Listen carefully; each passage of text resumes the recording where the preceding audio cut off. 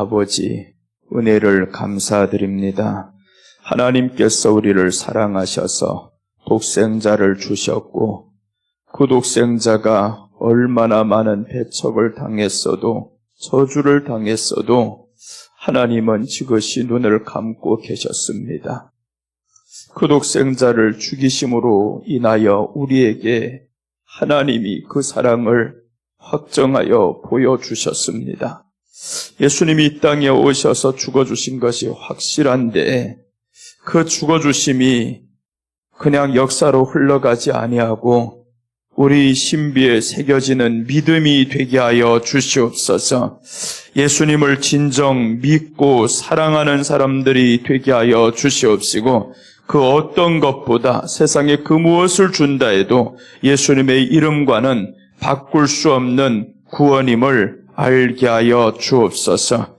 오늘 이 시간도 성령님께서 함께하여 주셔서 지혜를 주시고 명철을 주셔서 그 하나님의 말씀이 우리들의 눈에 귀에 보여지고 들려지게 하여 주옵소서.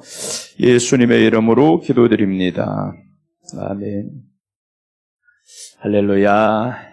오늘도 우리 주님이 함께 하십니다. 그 말씀 사모하면서 주님 앞으로 나아가시기 바랍니다. 하나님의 말씀이 우리 안에 임할 때 역사가 일어납니다.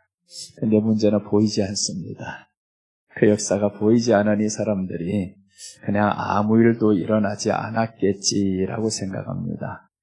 여러분, 역사는 10번째 기적이 왔을 때 일어나더라고요.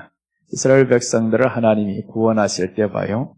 처음의 기적을 통해서는 아무 반응이 없습니다. 저쪽이 계속 완강해지고 완악해지고, 그런데 2번, 3번, 4번, 5번, 6번, 9번째까지도 거의 내놓을 생각을 안 하는 겁니다. 10번째가 차니까 나가라는 거예요.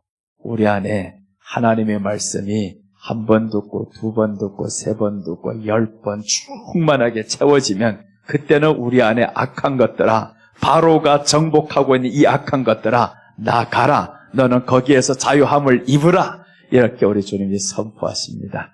그래서 오늘도 하나님의 말씀을 채우는 저와 여러분 되시기를 바랍니다. 자, 우리 어제까지 이렇게 말씀드렸어요. 유교병을 드렸다. 여기까지 지금 말씀드렸는데, 이 유교병은 누룩을 섞은 과자입니다. 예수님께서 부활하신 이후로는 유교병이 되어서 이것을 사람들이 먹어야 된다라고 했는데, 유교병은 퍼뜨리는 것을 의미하죠. 발효가 되어서 퍼지는 것을 의미합니다. 그래서 예수님의 복음이 온 천하에 퍼지게 되었더라. 이 말씀까지 어제 전했습니다. 성경을 통해서 그 복음이 전해진 건 누구 모르냐고요? 알죠? 그런데 그렇게 아는 것과 성경을 통해서 확인해서 아는 것은 달라요. 복음이 온 세상에 증거된 게 사실이잖아요. 그러니까 우리까지 지금 믿을 수 있죠. 그런데 우리까지 믿을 수 있다라는 것을 성경이 기록했다라는 겁니다. 그러니까 놀랍죠. 그게 너무 놀라운 사건입니다. 어떻게 이 사람이 믿을 것을 하나님이 그때 아셨을까라는 겁니다. 그래서 어제 유교병을 드렸다. 여기까지 전했고요. 이것은 복음이 온 세상에 증거될 것을 의미한다. 여기에는 해석은 안 썼습니다. 복음이 온 세상에 증거될 것을 의미한다라는 뜻이고요. 오늘은 셋째 말씀드립니다. 레위기 7장 19절입니다. 지금 이번 주간에 화목제에 대해서 계속 하잖아요. 속죄제를 마쳤고 화목제, 오늘까지 이 오전까지 화목제 셋째까지 마치고 나면 화목제 둘째 편이 이제 들어갑니다. 그게 7장까지 마칩니다. 화목제.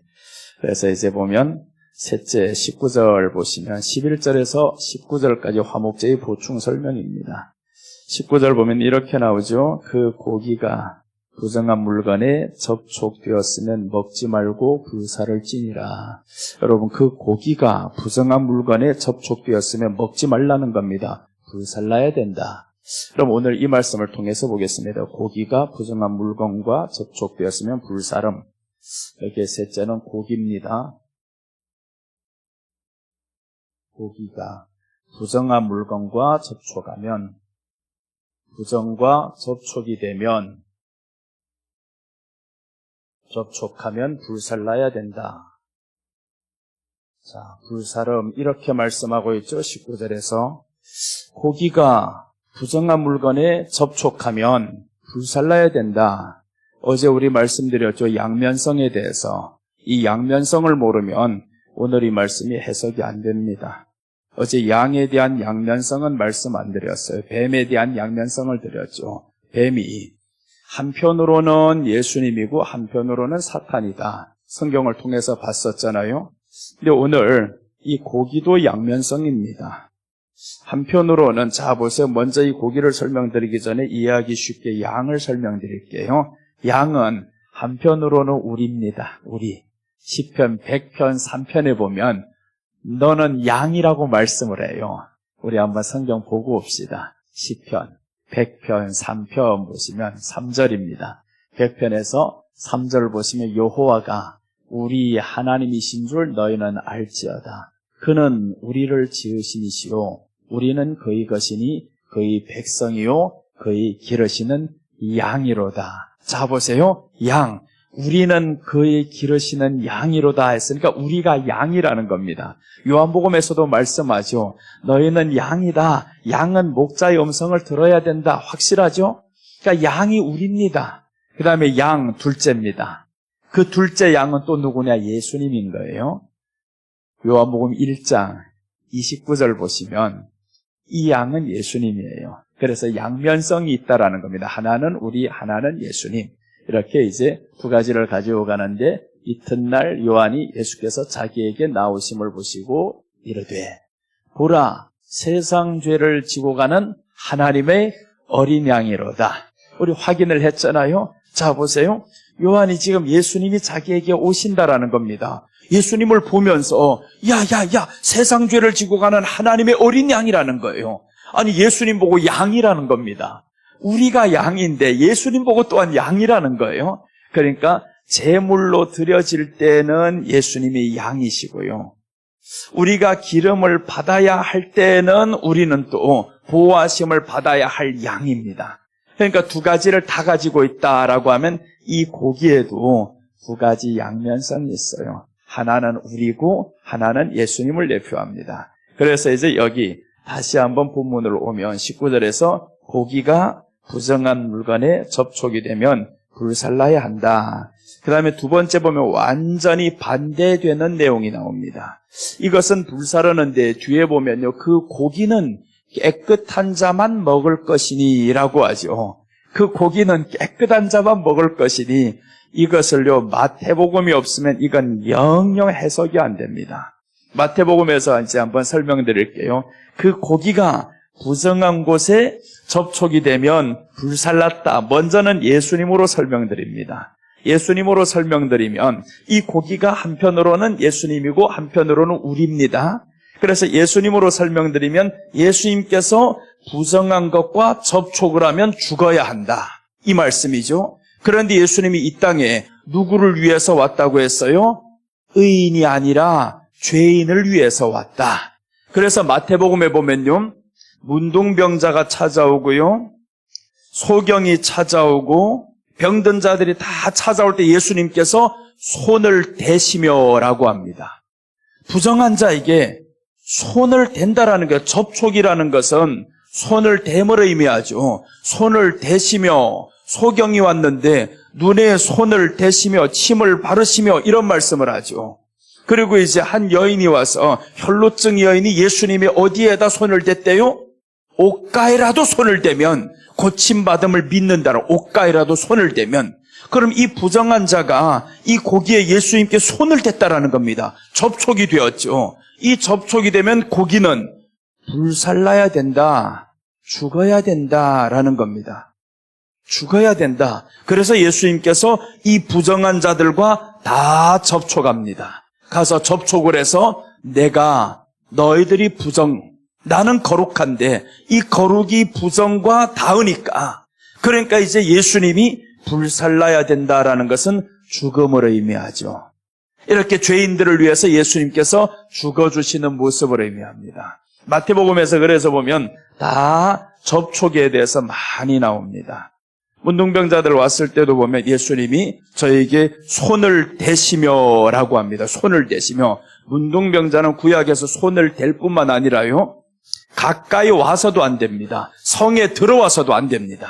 근데 이 문둥병자들이 복음을 들었어요. 야, 예수라는 사람이 오면 고침받을 수 있대. 그러니까 이 사람들은 모험을 무릅쓰고 온 겁니다. 굉장히 위험해요. 돌을 들어 맞을 수 있는 상황인데도 불구하고 그 예수님까지 찾아왔어요. 그런데 예수님이 놀랍 사건이 일어나는데 손을 대시며라고 합니다. 손을 댔다라는, 문둥병자에게 손을 대, 이거 큰일 나지 이거. 그런데 손을 댔어요. 그런데 보세요, 놀라운 사건은 손을 대면 이 접촉을 했으면 부정해져야 돼야 되는데 이 부정한 자가 정결하게 되는 겁니다. 그러니까 부정한 자가 지금 나아버렸다라는 겁니다. 그러니까 이 율법사들은 이게 도저히 믿어간집니다. 아니, 부정이, 거룩이 당신이 하나님이라면서, 하나님이면 부정한 것들이 이렇게 접촉을 하면 부정이 완전히 죽어야 되는데 죽는 게 아니라 정결해진다라는 겁니다. 이게 무슨 사건이야 이게. 대체 이해가 안 되는 겁니다. 그러니까 바리새인들이 열받는 거예요. 율법하고 너무 맞지 않아. 아니, 모세도 하나님을 만나고자 해가지고 못 만났는데, 모세 하나님 얼굴 보여달라고 해서 등만 보여주셨는데, 아니 이 사람들이 하나님인 사람이라고 하면서 이분한테 손을 대? 그것도 일반 사람도 아니고 부정한 사람이? 말도 안 되는 사건이 지금 일어나는 겁니다. 그런데 예수님께서는 이미 벌써 말씀을 하셨어요. 구약에 예수님이 이 땅에 오셔서 그 부정한 자를 위해서 죽어주신다. 그래서 이제 창세기 3장 20절에서 그 말씀이 나오죠. 예수님이 이 땅에 오셔서 죽어줘야 할 사람들이 나옵니다. 3장 20절과 21절 보시면 아담과 하와가 이제 저주를 받아요. 저주를 받는데 가죽옷을 지어 입히시죠. 아담이 그의 아내의 이름을 하와라 불렀으니 그는 모든 산자의 어머니가 되니라. 자, 보세요. 그 다음에 어떻게 하냐면 이 산자의 어머니가 되기 위해서 여호와 하나님이 아담과 그의 아내를 위하여 가죽옷을 지어 입히니라. 가죽옷을 지어 입혔다. 그러니까 가죽옷이라는 것은 짐승의 죽음을 의미하죠. 가인이 사람을 죽이기 전에 하나님이 먼저 죽이는 겁니다. 내가 이렇게 짐승을 죽여서라도 아담 사람입니다. 아담은 사람이라는 뜻이에요. 사람을 가죽옷을 입혀야 되겠다. 저희들이 수치를 무화과 옷으로는 절대 가릴 수 없어. 그러니까 사람들이 그 수치를 가리려고 얼마나 노력하고 가리려고 하면 햇빛이어서 또 다 떨어지고, 그러니 하나님이 보시기에 안 된 겁니다. 가죽옷을 지어 입히시니라. 그러니까 가죽옷을 지어 입혔는데 이 가죽옷을 지어 입히려니까 부정한 아담에게, 죄 지은 아담에게 이제 접촉이 일어나는 거죠. 짐승의 죽음의 접촉이 일어납니다. 그래서 아담이 여기에서 저주받은 아담이 자기 아내를 축복하는 거예요. 19절은 아담이 저주받은 내용입니다. 아니, 저주받은 사람은요, 어떻게 축복을 하냐고요? 못합니다. 그런데 그 복음을 받았어요. 원시복음을 받고 나니 아담이 이제 축복을 합니다. 여러분, 여기에서 예수님의 죽어주심 때문에 이 고기가 부정에 접촉을 했습니다. 그럼 예수님은, 예수님과 접촉이 된 사람은 정결이 되지만 예수님은 대신 부정해졌으니까 불살라야 됩니다. 그러니까 예수님은 죄가 없지만 죄패가 있는 겁니다. 예수님은 죄가 없도다라고 십자가에 못 박힌 뒤에 사람들이 다 말을 했잖아요. 죄가 없도다, 죄가 없도다, 의인이 없도다라고 했는데 예수님의 머리에는 유대인의 죄패가 있습니다. 내가 내 백성을 이렇게 위해서 죽어야 하는 그 죄패, 그 이름이 바로 유대인의 왕이잖아요. 예수님의 죄패는 유대인의 왕이었습니다. 그러니까 저들을 위해서 죽어줍니다. 그 유대인이 누구예요? 하나님의 백성, 내가 기르는 양이다. 그러니까 하나님이 기르는 양입니다. 그럼 유대인만 하나님이 기르는 양이냐고요? 아니죠. 하나님의 백성을 인정하는 사람, 나 하나님이 필요해요, 하나님의 창조물이에요, 그것을 인정하는 사람은 하나님의 백성입니다. 그래서 이제 하나님, 예수님을 보내서 이 땅에 이 고기가 부정한 것에 접촉을 해야 된다. 그래서 마태복음은 율법과 비교하는 겁니다. 율법에 이 유대인들에게 쓰신 복음이 마태복음입니다. 당신들 그렇게 율법을 잘 안다며, 그럼 봐라, 율법에 이렇지라고 하는 겁니다. 그래서 이제 문둥병자가 고침받았을 때 어디 가라고 하냐 하면 마태복음 8장 3절과 4절 한번 볼게요. 어디를 가랴 하냐. 누가복음은 그렇지 않습니다. 누가복음은 그렇지 않은데 마태복음은요, 예수님이 꼭 명합니다. 자, 보세요. 예수께서 손을 내밀어 그에게 대시며라고 했죠. 요한복음은 손을 안 댑니다. 말씀으로 고칩니다.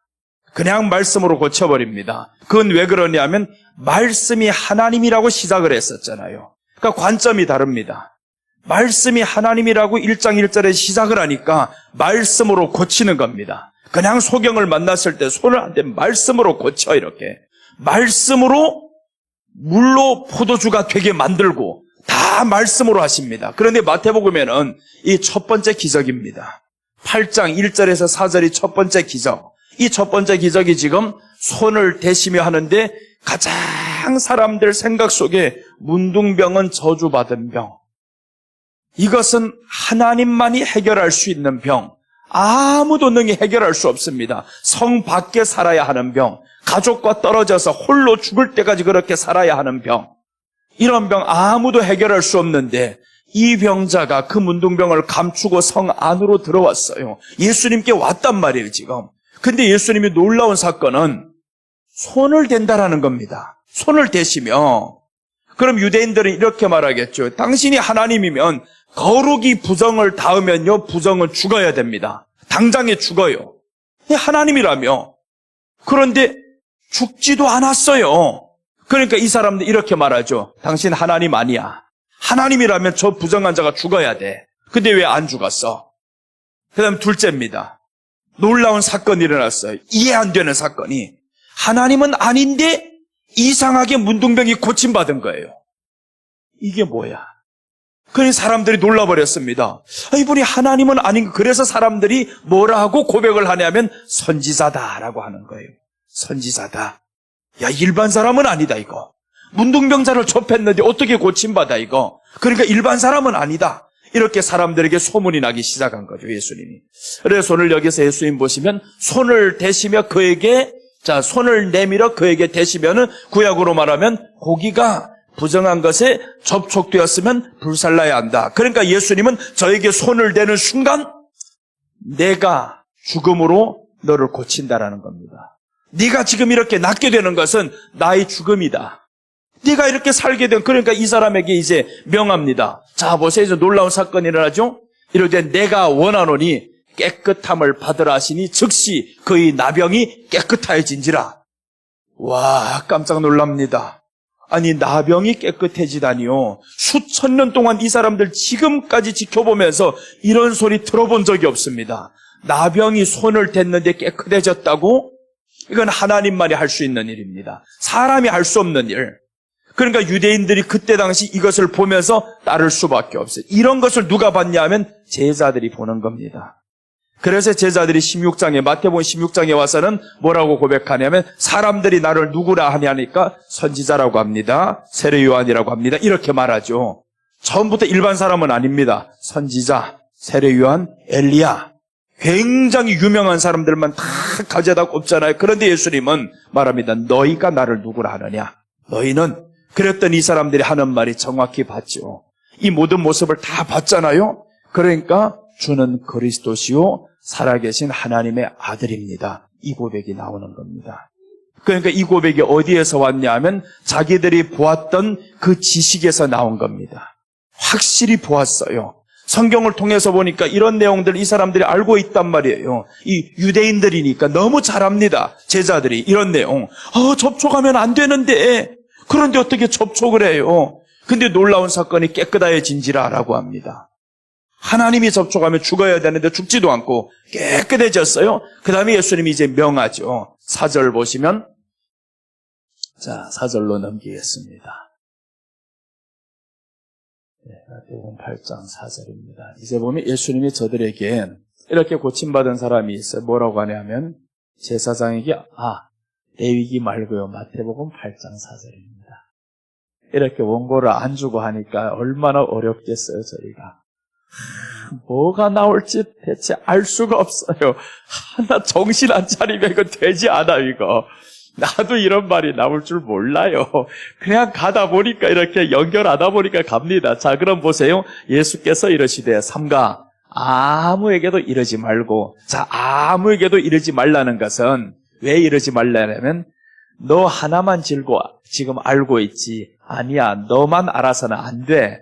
알아야 할 사람이 많다라는 거죠. 아직 내가 손을 대야 할 사람들이 많다. 그래야 소문이 퍼질 거잖아요. 그러니까 예수님은 한 사람만 구원하러 온 게 아니라는 거예요. 내가 유대인만 구원하러 온 게 아니야. 오늘 이 문둥병자는 유대인입니다. 유대인이니까 성 밖에 쫓겨났다가 들어와서 이제 어디로 가냐 하면 모세가 명한 법대로 하라는 겁니다. 그러니까 유대인이라는 걸 알 수 있죠. 나 너 하나만 구원하러 온 게 아니야. 그러니까 이제 훗날에 가다가 이방인에게도 손을 댑니다. 이 제자들이 드디어 알아먹죠. 이방인에게도 복음이 가는구나. 구원이 임하는구나. 자, 이제 보시면 제사장에게 말하죠. 아무에게도 이러지 말고 가서 제사장에게 몸을 보이고 모세가 명한 예물을 드려 그들에게 입증하라는 거예요. 모세가 명한 예물이지. 구약에 그래서 이제 뒤에 보면 레위기 13장, 14장은 문둥병에 대해서 나옵니다. 문둥병이 걸렸을 때, 오늘날로 말하면 나병이라 그러죠. 나병이 걸렸을 때 어떻게 진찰하고 어떻게 고침받고 이런 것들이 레위기에서 이제 쭉 설명이 된단 말이에요. 그러니까 이 유대인들은 이 문둥병에 대한 진찰과 고침받는 것 방법을 너무 잘하는 거예요. 사람이 할 수 있는 게 아니라 가두어 두는 것이다. 그런데 가두기는커녕 오히려 손을 접촉해 버렸어요. 그러니 사람들이 이제 유대인들에게, 제사장들은 하나님의 말씀을 잘하는 사람들이죠. 이 사람들이 지금 나병이다. 이 진찰해서 이 사람들을 쫓아내는 겁니다. 그러니까 제사장들은 분명히 알아요. 이 사람은 언제 어느 날에 쫓아낸 사람이야. 딱 알죠? 근데 그 사람이 와서 지금 입증하는 겁니다. 제사장이 가서 네 몸을 보이라 라고 했죠. 예수님이. 저들이 너무 잘 안다라는 거예요. 이 제사장들은 너를 언제 쫓아내서 기록이 다 있습니다. 그러니까 가서 보여라는, 네 몸을 보여라. 그리고 이제 보세요. 모세가 명한 예물을 드려라는 건 레위기에서 어떻게 드려라는 법이 있습니다. 그래서 오늘 여기에서 제사법이 나오는 겁니다. 이런 제사법이. 나병에 걸렸다가 어떻게 고침받았으면 어떤 예물을 드려야 된다라는 이 제사법이 있어요. 그래서 여기에서 모세가 명한 예물을 드려 그들에게 입증하라 하시니라. 그럼 제사장들이 이것을 보는 순간 어떡하겠어요? 놀랍죠. 놀라워서. 그런데 이제 누가복음에도 또 이제 문둥병자가 10명이 나오죠. 그럼 한번 생각해 보세요. 10명 중에서 누가 돌아왔다고 해요? 이방인이 돌아왔다 그러죠. 이방인은 율법을 모르니까 저기 가야 할 의무가 없어요. 근데 우리 주님이 9은 어디 갔느냐 이렇게 묻는단 말이에요. 9은 저기를 갔죠. 나 고침받았어요. 자유함을 얻었어요. 나 이제 이렇게 문둥병으로 살지 않아도 됩니다. 자유함을 얻었다고 내 삶을 위해서 떠나간 사람들. 그 율법을 통해서 나 이제 자유함을 얻었다라는 겁니다. 그 율법에 의해서 내가 정죄가 된 겁니다. 이 유대인들이 나병이 걸려가지고 율법에 의해서 내가 지금 정죄가 되어서 가족들도 못 만나고 내 삶이 이렇게 외롭고 고통스럽게 살아가는데 드디어 이제 기회가 왔어요. 그러니까 저들에게 찾아갑니다. 달려갔죠. 그런데 이방인 한 사람은, 그래서 누가복음에 보면 마태복음과 달라요. 여기는 갔어요. 누가복음에서는 이방인이 돌아오죠. 예수님께 와서 돌아와서 경배를 하니까 예수님이 9은 어디 갔느냐라고 물어보죠. 9은 모세의 명한 율법대로 저기를 갔죠.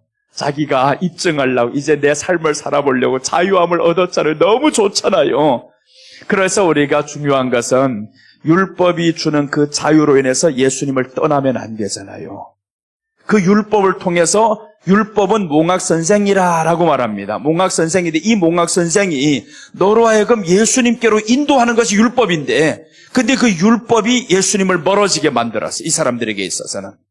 근데 오늘 여기 마태복음 안에서는 이렇게 말씀을 입증하라는 거예요. 입증하라. 그러니까 예수님이 마태복음 안에서는 뭘 보여주고 싶냐면 내가 부정한 것을 접촉한다. 그리고 이제 율법에서 레위기에서 지금 말하는 화목제의 보충 규례를 잘 보면 불사른다라고 했죠. 접촉을 했으니까 내가 이제 불살라질 것이야. 그러니까 이 레위기를 알았던 이 사람들은 이제 알죠. 아, 내가 고침받고 내가 정결해졌으니까 십자가에 못 박히지는 않았지만 저분이 지금 불살라야 되는구나. 불사름 받게 되는구나. 그래서 성경을 예수님이 뭐라고 말씀하냐면 저희들에게 가르쳤다라고 합니다. 내가 너희들과 이렇게 함께 있을 때 모세의 글을 가르쳤지 않았느냐. 성경이 말씀하죠. 모세의 글을 가르쳤다라는 거, 자세히 가르쳤다. 우리 그 말씀 보고 갈게요. 자, 보세요. 이런 사람들에게, 제자들에게 기적만 보여준 게 아닙니다. 예수님은 부활하시고 나서 뭘 하셨다 했냐면 가르쳤다라고 말씀을 합니다. 가르쳤다. 그런데 부활하고 나서만 가르친 게 아닙니다. 내가 살아있을 때랍니다. 살아있을 때 가르쳤다라고 말씀을 해요. 누가복음 24장 27절과 44절, 45절 다시 한번 보면요. 정확히 나와 있습니다. 자, 보시면 봐요. 이에 모세와 모든 선지자의 글로 시작하여 모든 성경에 쓴 바 자기에 관한 것을 자세히 설명하시니라. 부활하셔서 엠마오로 가는 두 제자를 만났단 말이에요. 이 두 제자에게 뭐라냐면 나 예수야 살아났어. 이거 보여주는 게 아닙니다. 저희들은 몰라요. 지금 예수님인 줄도 몰라요. 가면서 이야기를 하다 보니까 굉장히 재밌어요. 근데 무슨 내용이냐 봤더니 모세의 글을 설명하는 겁니다. 그래서 길을 가다가 저녁이 되었는데 이 사람들이 너무 재밌어서 우리 집에 들어가자는 거. 예수님은 거기에 들어가면 안 됩니다. 예루살렘에 가서 제자들을 만나야 됩니다. 그래서 예수님이 떠나려 하는 겁니다. 너무 간청을 하니까 미루어 둔 겁니다. 거기에 들어갔었죠. 이제 거기에서 떡을 떼시며 이제 저들이 눈이 밝아지니까 예수님이 떠나갔잖아요. 그 내용이 지금 성경에 나온단 말이에요. 그러니까 이 사람들에게 뭘 가르쳤냐면 모든 성경에 쓴 바 자기에 관한 것을 자세히 설명하시니라. 자, 보세요. 예수님이 자신에 대해서 자세히 설명했다라는 것은 이런 율법에 기록된 게 아닙니까? 모세의 글과 있죠. 모세의 글. 이 모세의 글이 오늘 지금 설교하고 있는 레위기란 말이에요. 이 레위기 안에 율법에 기록된 나를 자세히 설명했다. 그 다음에 이제 또 보세요. 44절과 45절 보면 여기보다 더 상세하게 나오죠. 또 이러시되 내가 너희와 함께 있을 때. 자, 보세요. 함께 있을 때라는 건 언제예요? 지금 죽기 전이다 이 말이죠. 내가 십자가에 못 박히기 전에 너희와 함께 있을 때 뭘 했나 봐요? 예수님이 너희에게 말한 바 곧 모세의 율법과 선지자의 글과 시편에 나를 가리켜 기록된 모든 것이 이루어져야 하리라 한 말이 이것이라 하시고, 너희와 함께 있을 때, 그러니까 사람들은 그냥 성경을 읽다 보면 고치는 것만 보이는 겁니다. 아, 예수님이 3년 반 동안 고쳤어. 이런 사역만 했어. 그러니까 우리도 이 사역을 해야 돼. 이렇게만 생각한다라는 거예요. 틀렸어요, 그거. 아닙니다. 예수님이 지금 부활하시고 저들에게 입증하잖아요. 내가 너희와 함께 있을 때 뭘 했냐? 이렇게 지금 설명합니다. 내가 너희와 함께 있을 때 너희에게 말한 바 곧 모세의 율법이다 하잖아요. 너희에게 말한 바. 그러니까 모세의 율법만 말하자면 하루 가지고 안 되잖아요. 계속 저희들과 만나면 또 이제 모세의 율법, 선지자의 글, 시편에 나를 가리켜 말한 거 다 설명해 주다 보니까 저희들이 이제 떠나지 않습니다. 제자들이 이제 훗날에 다 돌아오죠. 말씀을 들었던 사람들. 그런데 유독 누가 안 듣냐면 가룟 유다는 말씀이 안 들어가요. 왜 그러냐면 저는 도둑이라라고 성경에 말씀합니다. 도둑이라. 예수님을 따르는 목적이 돈 때문에 따르는 사람 말씀이 안 들어와요. 그러니까 탐심이 잉태하면 뭐가 되냐 하면 우상 숭배니라라고 했죠. 탐심이 우상 숭배니라. 몇 절이냐 하면 골로새서 3장 5절입니다. 탐심은 우상. 안 가도 돼요. 여기를 계속 볼게요. 여기를 보면 이렇게 나옵니다. 시편에 나를 가리켜 기록된 모든 것이 이루어져야 할 말이 이것이라 하시고 45절 넘기면 이제 나오죠. 45절. 이에 그들의 마음을 열어 성경을 깨닫게 하시고 라고 했죠. 그러니까 우리가 이제는 어떤 말씀에 입각해서 가야 되냐면 마음을 열어 성경을 깨달아야 됩니다. 성경을 깨달아야 예수님을 알 수 있어요. 그렇지 않으면 그냥 기적만 체험하다가 하나님 나 응답해 주세요. 해결해 주세요. 이런 기적만 체험해가지고 절대 예수님을 몰라요. 그냥 예수님이 이제 부활하시고 저들에게 말씀을 하는 거죠. 그들의 마음을 열어 성경을 깨닫게 하시고 라고 했습니다. 그러니까 우리가 지금 레위기를 이렇게 하고 있는 이유가 성경이 깨달아지는 겁니다. 이렇게 신약과 구약, 마태복음과 여기를 연결해 보니까 확실하잖아요. 고기가 이 부정한 것은 죄인이었단 말이에요. 가장 대표적인 죄인 문둥병자에서. 그리고 이제 뒤에 가보면 세리와 창기 친구다라고 나오죠. 창기 집에 어떻게 들어가냐고요. 창기 집에 들어가면 안 됩니다. 그런데 구약에서 이미 가르쳐줬어요. 어제 우리가 보았었던 라합이 족보로 올라갔죠. 라합은 구약 성경 안에서 기생 라합이라고 소개하는데 살몬에게서 라합이 살몬에게서 보아스를 낳고 했단 말이에요. 그럼 이 라합이 살몬이라는 이 사람에게 보아스의 아버지에게 시집간 여자가 됩니다. 그 창기가. 그러니까 살몬이라는 이름의 뜻이 무엇이냐 하면 옷을 입다라는 뜻입니다. 옷 입다. 옷을 입혀주는 겁니다. 창기에게 무슨 옷을 입혀줘요? 의의 옷을 입혀주는 거죠. 그러니까 예수님으로 보면 이게 이해가 되는데 아니 족보에 어떻게 들어갔어? 예수님이 옷을 입혀주는 겁니다. 그래서 창세기에서 나오는 바가 있죠. 이제 가죽옷을 입혀주시니라. 그러니까 구약 성경 안에서 살몬 하면 이름도 별로 안 나오는데 내용도 없는데 그러나 살몬의 이름의 뜻을 보면 딱 하나가 나옵니다. 옷을 입는 거예요. 옷을 그러니까 누구에게 입혀줍니까? 기생 라합에게 옷을 입혀주니까 족보에 들어갑니다. 예수님의 족보에 들어가고 우리가 이렇게 기생 라합과 같이 죄 많은 사람이지만 예수님의 옷을 입으면 족보인 천국에 들어간다라는 말이죠.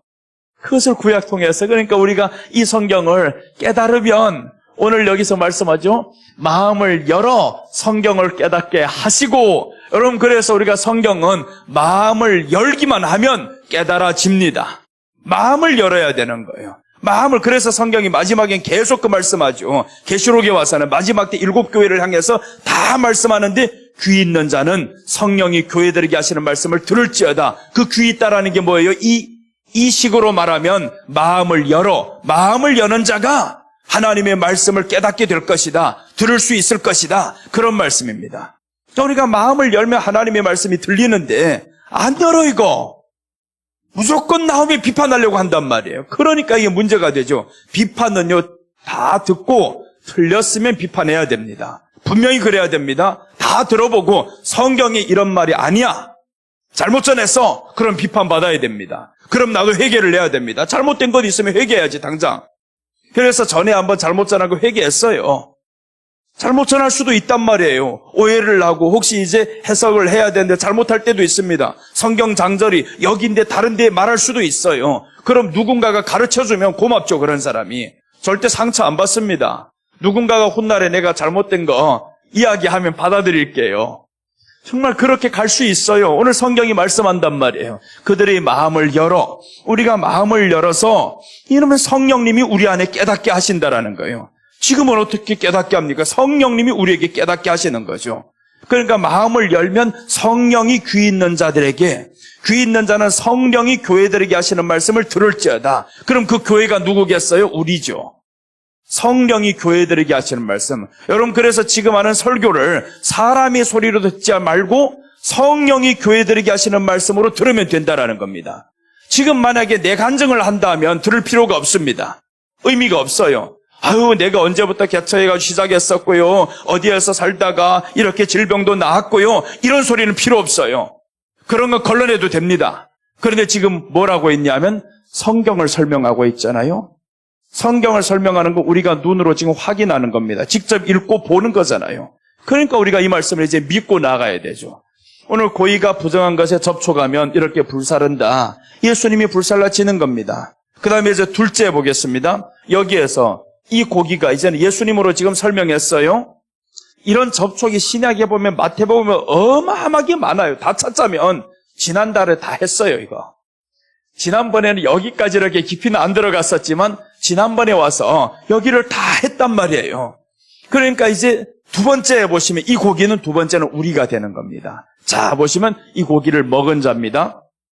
이제 레위기 7장 19절 이제 다시 한번 본문으로 돌아가겠습니다.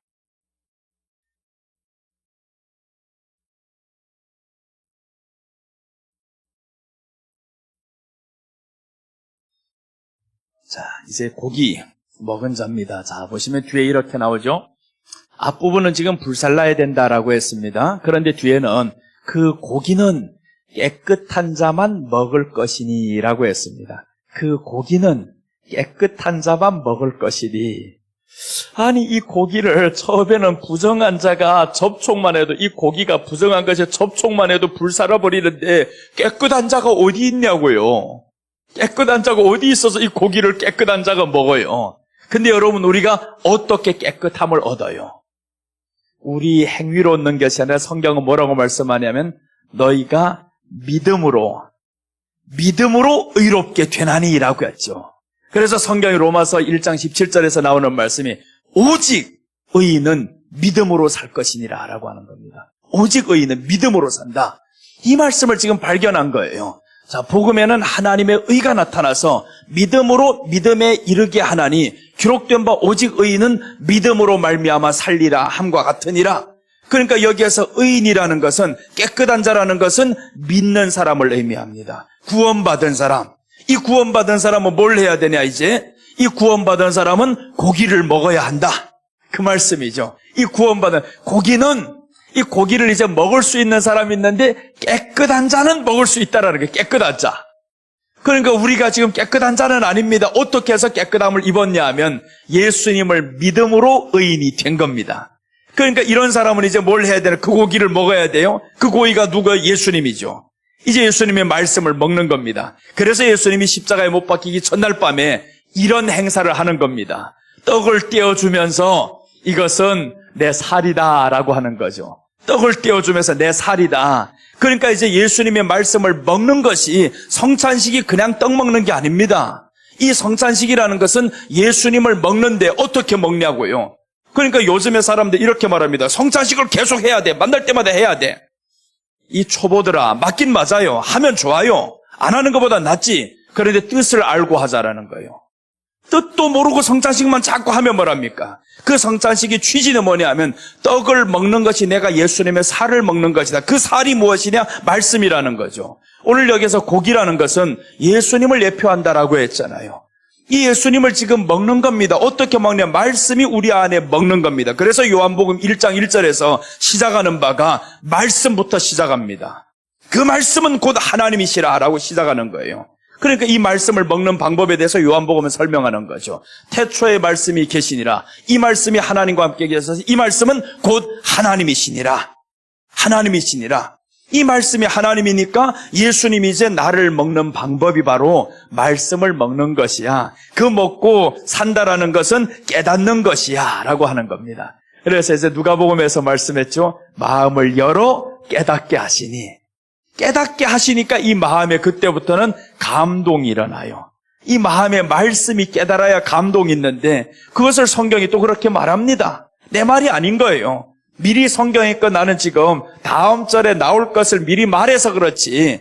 이제 다음 절에 한번 봅니다. 누가복음 24장 32절 보시면 저들이 드디어 깨달았어요. 알게 되었습니다. 어떻게 되냐 하면 마음이 뜨거워지잖아요. 자 봅니다. 그들이 서로 말하되 길에서 우리에게 말씀하시고 우리에게 성경을 풀어주실 때 우리 속에서 마음이 뜨겁지 아니하다. 이때는 예수님이 떠났을 때입니다. 자기들이 떡을 떼고 예수님 떠났을 때인데 저들이 서로 말하면서 뭐라고 하냐면 언제 우리 마음이 뜨거워졌냐면 지금이 아니라는 거예요. 지금이 아니고 길에서 말할 때다.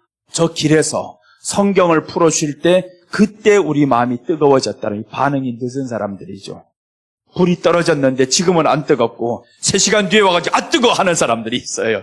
그런 사람들입니다. 우리 반응이 그렇다라는 거죠. 말씀을 바꿔보면 그 시는 잘 몰라요. 그런데 몇 년이 지나서 뜨거워 할 수도 있고 그러니까 드디어 깨달았어요.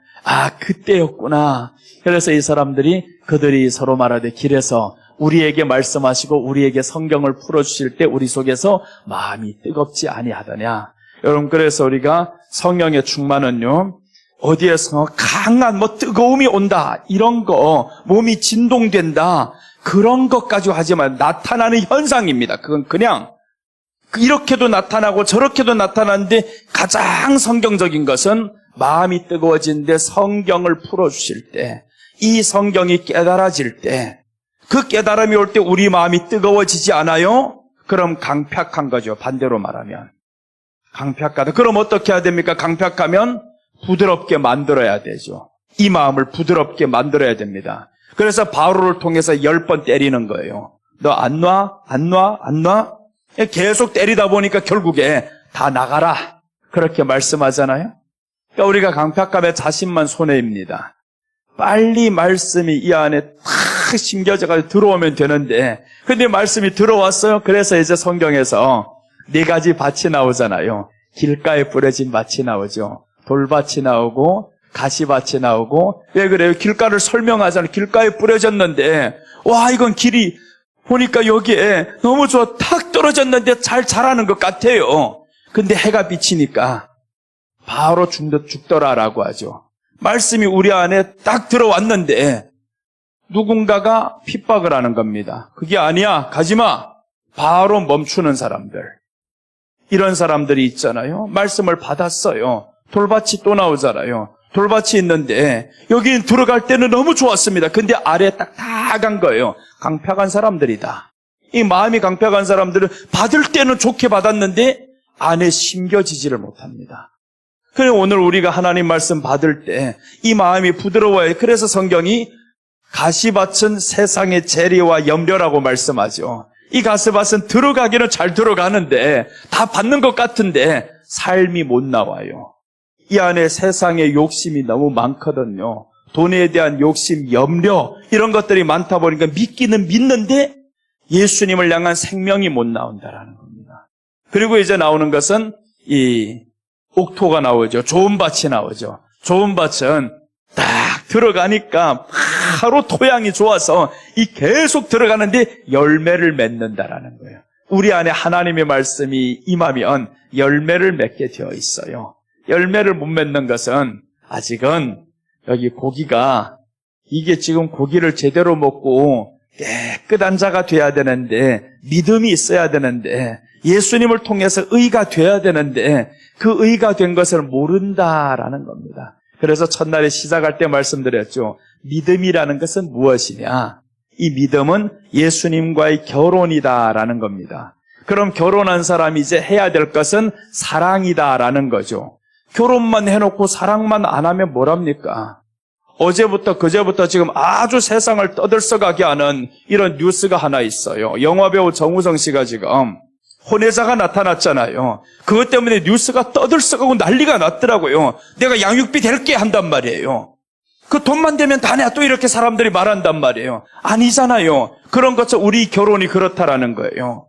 아니, 결혼을 했으면 사랑을 해야지.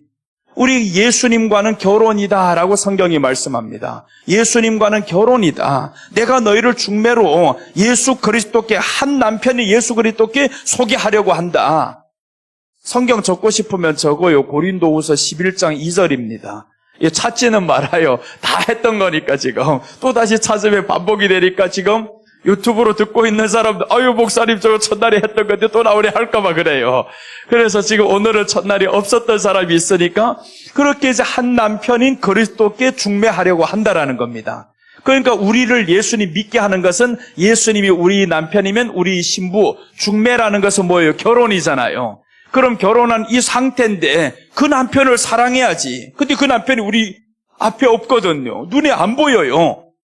그럼 그 남편을 이제 기다려야 되잖아요. 이제는 기다리는 것이 우리가 예수님을 기다리는 믿음, 기다리면서 이 마음을 지키는 겁니다. 이제 내 신랑 예수 그리스도 오기를 기다린다, 사랑하면서 기다리는 거죠. 그게 우리들의 믿음이고, 이게 믿음 생활입니다. 그런데 이 믿음이 지금 반쪽짜리밖에 안 되어버렸어요. 믿기는 믿는데 결혼을 했는데 사랑은 안 한다. 그럼 이혼이죠. 세상은 그걸 보고 이혼이라고 합니다. 결혼은 했는데 사랑을 안 해요. 사랑은 누구 합니까? 다른 남자와 다른 여자와 합니다. 그럼 그것을 이혼이라고 합니다. 살 수가 없어요. 옛날 어머님들, 할머니들은 그래도 끝까지 참고 살았죠. 지금은 아닙니다. 바로 끝난다, 이거. 바로 끝나버립니다. 우리 예수님도 기다리다. 우리 옛날 우리 아버지 예수님. 그 예수님은 옛날 분이시라 계속 기다리십니다. 화도 없으셔. 화가 나도, 어이없어도, 억울해도 계속 참고 기다리다가 언제까지 참냐면 내가 다시 오실 때까지, 그때까지만 돌아서라. 그때까지만 버려라. 그러니까 주님이 우리 죽을 때까지 계속 기다리는 거예요. 너 지금 남편 몇이 있어요? 없는데요? 아니야, 5이 있잖아. 그렇게 말하는 한 여인을 봤었죠. 사마리아 여인이 지금 예수님께 왔는데 왜 예수님이 남편이 있냐고 묻겠냐고요. 그 여인하고. 물 달라고 했으면 끝났지. 물 줬으면 끝났는데 예수님이 뭐라고 하냐면 네 남편이 있냐? 이렇게 묻는단 말이에요. 없습니다. 너무 시다. 없다라는 거예요. 없는 게 맞죠, 사실은. 5이 있었는데 이 5 다 지내다 보니까 다 쓸데없어, 이거. 그러니까 이게 하나도 의지가 안 되고 힘이 안 되니까 다 없다라는 거예요. 그래, 네 말이 맞다. 5이 있었으나 지금 있는 것도 내게 아니다. 그렇게 말하죠. 그러니까 이 여자가 남편 벌써 몇 하고 살았어요? 6명하고 살았다 이 말이죠. 그런데 예수님이 기다리죠. 드디어 내가 진짜 남편이라는 것을 주님이 저에게 가르쳐 주는 겁니다. 네가 지금 있다 하는 말 맞다라는 거예요. 지금까지 네가 5하고 살았는데 없다 하는 말이 맞아. 네가 인정했지? 없다. 그럼 이 말이 뭐예요? 이제는 내려놔라는 거죠. 내가 너희 남편이다. 세상 의지하고 살았던 너희 마음 이제 나를 의지하고 살아라. 그렇게 예수님이 계속 가르치는 거지. 그래서 우리가 성경을 알면요 믿어집니다. 그 예수님이 너무 좋아져요. 알면 믿는 게. 그래서 우리 성경이 말씀하는 바가 그리스도 안에서 항상 기뻐하라, 항상 기뻐하라. 근데 여러분 기쁨이 잘 안 되잖아요. 우리 솔직히 어떤 환경을 만나면 잘 기뻐 안 진단 말이에요. 그게 왜 안 되냐면 예수님을 몰라서 그럽니다. 예수님을 알아가면요 그 안에서 기쁨을 누립니다. 안 좋은 일이 있어도, 교회가 쪼개져도, 사람이 나가도 그게 큰일이 아닙니다. 정말 큰일이 아니에요. 지나와 보니까 알려요. 지나와 보니까. 이제 우리 교회가 20년이 돼가는데 20년째 이렇게 오면서 수도 없이 사람들 나갔다 들어왔다 또 깨졌다 이런 과정들을 반복하면서 나도 울어봤어요. 나도 힘들어봤어요. 그런데 훗날에 하나님의 말씀 안에 점점 가까이 들어가다 보니까 내려놓게 되더라고요. 이게 별것 아니구나. 내가 예수님 안에서 들어가니까 성장한 거죠. 성장하고 보니까 이제는 이거 별것 아니야. 그러니까 이제 떠나가는 사람 그대로 축복하고 오는 사람이 있으면 오는 대로 또한 축복하고 다 감사해요. 범사에 감사라는 말이 우리에게 이제는 이루어집니다. 그러니까 우리를 향해서 성도들 보세요. 이게 지금 아주 나쁜 현상들이 지금 반복이 되고 있는 게 세상은 교회를 향해서 어떻게 보고 있냐면 자기들보다 더 도덕성이 높다라고 생각합니다. 높아져야 된다. 더 높아야 된다. 그래서 교회는 세상보다 도덕성이 더 높아져야 된다고 생각하는 게 세상이란 말이에요. 이게 사실입니다. 그럼 교회 안에서 성도들은 또 어떻게 생각해요? 목사님은 우리보다 도덕성이 높아야 된다. 이렇게 생각을 하죠 또. 그러니 성경하고 너무 멀어진 사람들.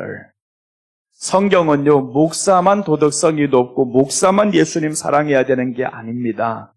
다, 이 고기는 다를 의미해요.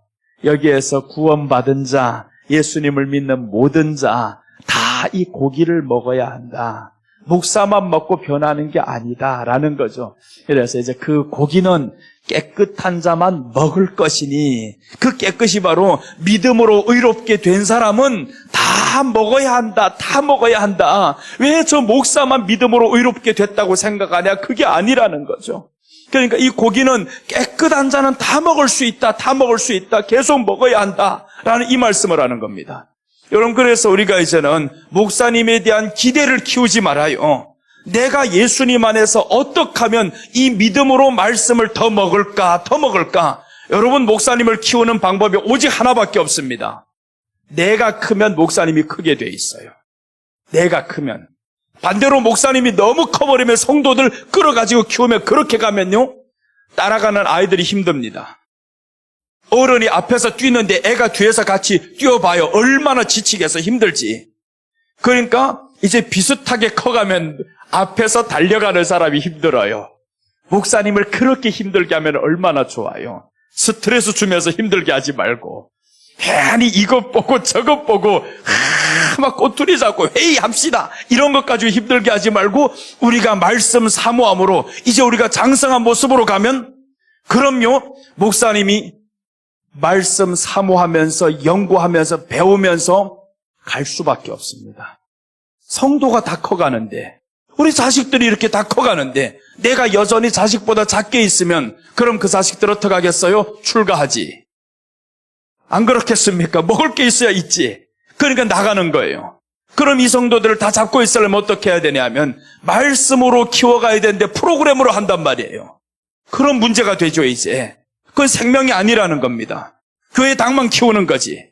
여러분, 우리는 교회를 키워야 됩니다. 교회 당을 키우는 게 아닙니다. 이건 엄청난 차이가 있는 거예요. 교회를 키운다라는 것은 우리 개개인이 다 교회입니다. 이 교회가 장성하는 겁니다. 이 교회가 장성을 하면 그러면 어떡하냐 하면 이 교회가 장성을 했다라는 것은 예수님이 머리라는 것을 확실히 인정합니다. 근데 교회당이 커지면 머리가 작으면 큰일 나요. 머리는 예수님인데. 그러니까 교회당이 큰 게 아니라 우리는 교회가 크자라는 겁니다. 각 사람이 교회가 되어서 말씀을 사모하면서 나아가고, 그리고 이제 목사님도 말씀 더 연구할 수밖에 없게 우리가 뒤에서 기도하면서 말씀 사모하면서 가는 거예요. 말씀 받을 때 설교 못하는 사람도 설교 잘 듣는 사람이 아래에 있으면요 희한하게 흥분이 됩니다. 그러면서 이 목사님이 그때부터는 와, 이렇게 사모하는 사람이 있는데 이 원동력이 생겨요. 야, 이제 연구해야 되겠다. 이 사람들 이렇게 좋아하는데 내가 조금이라도 더 깊은 거, 좋은 거 줘야지, 샘물을 줘야지, 이런 마음이 생겨요. 근데 설교만 시작했다면 다 주는 사람들이 있습니다. 잘 됐다. 다음 주도 또 이거 가지고 가면 되겠다. 비슷하게 바꾸면 되겠다. 어차피 알아듣지 못하는 사람들. 그러니까 설교하기가 너무 쉽지. 이런 사람들 한 방 앉혀놓으면. 그럼 얼마나 편합니까? 그렇게 하면 안 되죠. 그러니까 목사님만 변하기를 바라지 말아야 되는데 교회는 누구만 바라냐 하면 목사님을 바꾸면 우리 교회가 부흥될 줄로, 능력 있는 목사님 오면 부흥될 줄로. 이런 데만 신경 쓰고 지금 쫓겨나게 될 그 목사님이 하나 생겼어요. 제가 잘 아는 목사님이 어느 큰 교회 갔는데 지금 이런 위기에 와 있어요. 아니 5년째 지금 됐는데 성도는 많이는 부흥하는데 좀 부흥은 됐어요. 그랬는데 다른 데 보니까 엄청나게 부흥됐고 5년 안에 뭐 몇백 명이 됐다나 뭐 그런 소리만 듣고는 성도들이 목사님 교체해야 된다, 이거 교체해야 돼, 이런 여론이 지금 돌기 시작합니다. 이 큰일 날 문제죠. 이거 내가 그런 데 가서 설교를 한번 가야 되는데 안 부른단 말이에요. 여러분, 우리가 이렇게 교회가 성도들이 커야 되는데 자신들이 크지 않고 목사님만 오직 하나를 기대합니다. 그러니까 성도들이 다 이제는 감독자가 되었죠. 자기들이 감독자가 되어서 누구만 감독합니까? 목사님만 감독하네요. 사모님 어떡하나. 그래서 새벽기도 가면 사모님 찾고 다 그렇게 하죠. 그래서 개척교회 시작할 때 가장 어려운 게 뭐냐면 성도가 왔다 하면 사모님부터 하자. 사모님은요 한단 말이에요. 기도도 안 합니까? 하고. 이렇게 시작이 되면 그러면 복잡해요, 교회가. 그럴 필요 없다. 난 눈치도 안 봅니다. 그래서 우리는 아예 새벽기도 없습니다. 이렇게 선포해 누구도 말하는 사람 없어요. 내 행동 보지 마라, 이거. 내 행동 보지 말고 난 새벽기도를 안 해도 예수님 사랑한다, 이거. 나보다 더 사랑할 수 있는 사람 해봐라, 그렇게. 나오면 내가 교회를 다 넘겨줄게. 이렇게 합니다, 진짜로. 그러니 사람들이 이제 안 보는 거예요. 처음에는 말하죠. 아유, 우리 교회 새벽기도 하다는 저 목사가. 이렇게 할 수도 있습니다. 두렵지 않아요. 새벽기도 하는 교회 가세요 합니다, 그러면. 그래서 우리는요, 멀리 있는 성도들 보고 옆에 교회 새벽기도 나가라 그럽니다. 우리 교회까지 오는 게 멀잖아요. 나가세요. 거기 가서 봉사도 하고. 그래서 실제로 장로님은 그 개척교회 가서 운전해 주는 거예요. 그 새벽에 운전해서 성도들 모셔오고 주일날은 우리 교회가 수요 금요일이 있으니까 우리 교회 옵니다. 하라고 합니다. 하다가 좋으면 거기서 섬겨라고. 생명의 양식이 되면 거기서 섬겨야지. 그렇잖아요. 나보다 훨씬 더 말씀을 잘 주는 그런 선생이 있으면, 목사님이 있으면, 엄마가 있으면 가야잖아요. 더 좋은 엄마가 있는데. 근데 안 가고 있네요. 그럼 이 말씀이 뭐예요? 거기서 열심히 하면서 말씀 여기서도 먹고 저기는 봉사를 하고 서로 하면 좋잖아요. 그럼 개척교회 그 목사님이 얼마나 고맙겠어요? 이런 장로님이 새벽에 와서 운전해 가면서 이렇게 섬겨주니까 고맙죠. 또 그냥 힘이 되잖아요. 서로 교회가 상생하고 이렇게 가야 되는데 빼앗아가려고, 조금만 크면 빼앗아가려고 버스를 동원해가지고 나무 집 앞에 가서 나무 교회 앞에 가지고 저기 나오는 거 어떻게 하나라도 더 끌고 갈까 이런 생각만 하고, 그러면 망하는 겁니다. 이게 자폭입니다. 그거 요즘에 이제 우크라이나하고 전쟁에서 사실인지 아닌지 모르겠는데 러시아에서 188발을 지금 드론을 보냈는데 90발이 돌아와서 자기네 거기에 자폭했대요. 이러면 큰일 나잖아요. 전쟁에서 망하는 겁니다. 그렇게 돌아와서 내 땅에다 자폭을 하면 망하는 거잖아요. 우리가 교회가 그렇게 하면 망하는 겁니다. 하나님이 근데 이런 교회들을 땅에서 너무나 많이 본다라는 겁니다. 교회당만 커가는 교회들 너무 많이 봐 지금. 교회가 커야 되는데, 그러니까 교회당 안에 사람들은 누구만 보냐면 예수님 바라봐야 될 이 사람들이 목사님만 쳐다보고 있는 거예요. 그러니 목사님의 행동 조심스럽습니다. 옷 하나 입는 게 조심스러워요. 성도들한테 가는 게 너무 조심스러워요. 나 하나도 조심 안 합니다. 하나도 조심 안 해요. 슬리퍼 끌고 다녀요. 반바지 입고 추리닝 입고 다닙니다. 봐라 이거예요. 봐라. 뭐 어째서 이렇게 당당하게 나오고 지금도 설교 다 듣고 있어요. 듣고 있는데도 상관없어요. 눈치 볼 게 뭐 있냐고요. 그렇게 눈치 보면서 사람이 주인이냐고요. 하나님이 주인이지. 그래야 되는데 그렇게 못한단 말이에요. 사람이 많으면. 그러니까 이제는 교회가 아니라 교회 당이 되어버렸어요. 교회 당이 되면 목사님이 사람이 두려워요. 교회가 되면 사람이 안 두렵습니다. 예수님이 두렵지.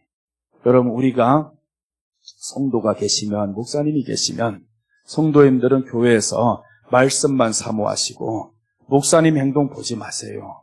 목사님이 입에서 나오는 말씀만 받아요. 말씀이 없으면 기도를 하시고, 그렇게 해서 그 말씀 자꾸 채우잖아요. 그럼 목사님이 쫓기는 기분이 들어가지고 힘들어. 자기도 연구를 하고 싶게 그렇게 만들면 얼마나 좋아요. 나도 우리 성도들 지금 새로운 사람들, 말씀 사모하는 사람들 와요. 그럼 나도 쫓겨요. 야, 이거 급하다. 그래서 성경을요 하루에 어떨 때는 12시간씩 읽습니다. 읽으면서 계속 그 가운데 연구를 하다가 막히면 또다시 풀어보려고 잠도 안 자면서 연구할 때가 있어요. 그것을 사람들이 알아요. 진짜로. 우리 성도들 와보면 목사님이 교회만 오면 뭘 하냐, 그 추리닝 바지 하나 턱 입고 그 초라하게 앉아가지고 성경만 계속 쳐다보고 있는데 그 모습 보면 성도들이 얼마나 좋아하겠어요. 야, 우리 목사 그렇게 하니까 이제 계속 새로운 것들이 나와요. 새로운 것들이 이렇게 말씀 안에서 자꾸 나와야 듣는 사람들이 이 안에서 생명이 되고 점점 커가죠. 그래서 깨닫게 하는 겁니다. 깨닫게 하고. 여러분, 우리가 정말 그리스도 안에서 목사님도 장성하고 성도님들도 장성해야 됩니다. 어느 한쪽만 기대해서 안 됩니다. 다 같이 커가야 된다고 성경이 말씀하죠. 그리스도 안에서 장성한 분량에까지 이르러라. 예수님의 장성한 분량에 이르는 겁니다. 그래서 우리가 여기서 이제 불사르는데 뒤에서는 뭐냐면 고기는 깨끗한 자만 먹을 것이니라고 이렇게 양면성을 말하죠. 깨끗한 자만 먹을 것이다. 우리가 사실은 깨끗하지 않잖아요. 형편을 보면 하나도 깨끗하지 않아요. 더러운 게 가도 나도 나를 알아요. 더러운 게 많아요. 이거 혈기도 있고. 그러니까 이거 아는데, 그런데 우리 주님은 뭐라고 하면 너 깨끗하다. 나를 믿지? 나를 믿음으로 너 의롭게 됐다. 그러니 잘난 척하지 마라.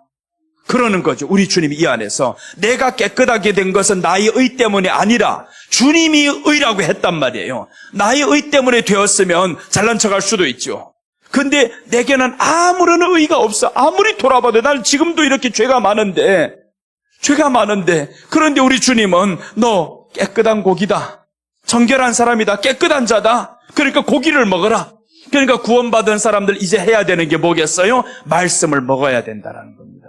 계속 말씀을 먹자. 말씀이 먹다 보면 말씀이 읽는 그 시간 속에는요, 우리가 범죄하는 시간을 단축시킵니다. 다른 세상 생각하는 시간을 단축시킨다라는 겁니다. 그러니까 세상에서 일하는 사람들은 어떻게 일할 때는 계속 일을 열심히 해야죠. 그 다음에 여유 있는 시간을, 쉼을 어떻게 갖냐 하면 말씀 사모하는 것으로 쉼을 얻게 만들어야 됩니다.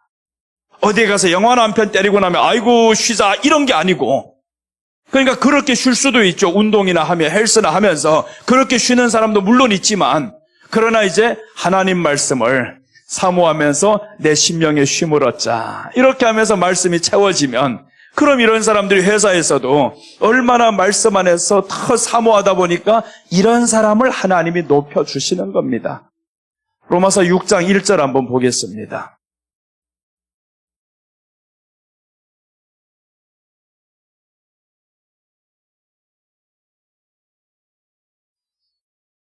자, 로마서 6장 1절 보시면